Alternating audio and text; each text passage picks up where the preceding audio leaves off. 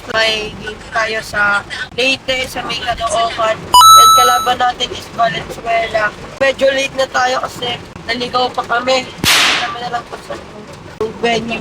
Tignan nyo, lakas ng ulan mga bros. Bros, kinakabahan ako kasi umuulan tapos halos open court din yung court.